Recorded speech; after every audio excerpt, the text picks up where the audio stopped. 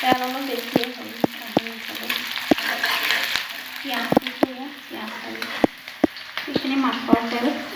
ইয়াত হালধি নিমখ দি দিছোঁ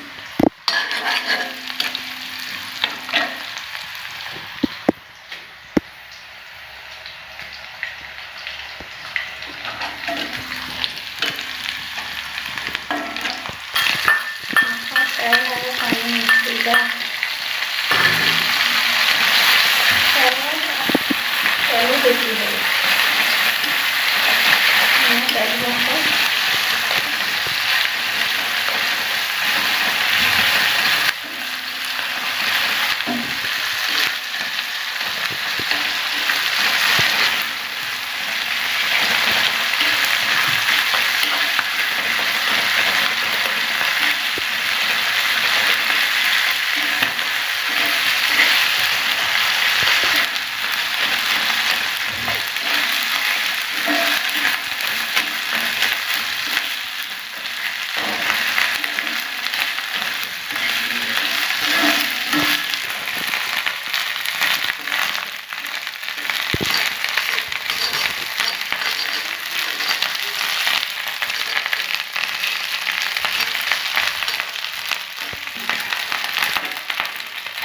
এই পেটু ভাজি ৰেডি